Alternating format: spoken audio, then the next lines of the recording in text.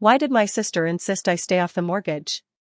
She said it was for my protection, said my credit should stay clean while I finished school, said she and her husband could qualify on their own, and I believed her because she had always been the careful one, the sibling who remembered birthdays, who handled paperwork after our parents died, who told me not to worry when I didn't know how to. So when she slid documents across the table and asked me to initial a few pages for insurance, I didn't read closely, trusting that staying off the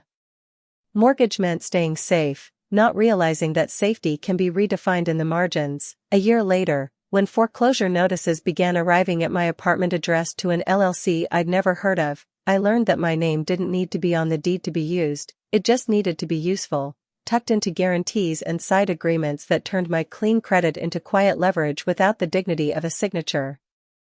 I asked her how this was possible and she didn't panic or apologize. She spoke softly about market shifts and temporary setbacks, about how everyone was hurting, about how family helps family, as if help were something you extracted first and explained later. And when I finally pulled the filings and traced the dates, my graduation week, the week after my birthday, the same week she threw me a party and toasted my fresh start, I understood the timing wasn't coincidence but choreography, a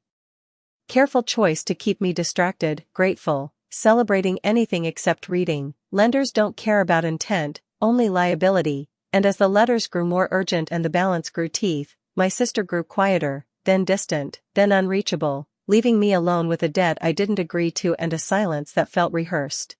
I sold what I could, hired a lawyer I couldn't afford, and learned how expensive trust becomes once it's documented. The case moved slowly, without drama, the kind of slow that erodes you, and when it ended the judge didn't ask who meant well or who loved whom, he asked who benefited, and the answer lay calmly in wire receipts and internal emails that told the truth without raising their voice. The last message my sister sent said, "I thought you'd understand," and I almost laughed, because understanding was never the issue, consent was, and the darkest realization wasn't that she risked my future, but that she chose me precisely because she was certain I wouldn't say no until saying no no longer mattered.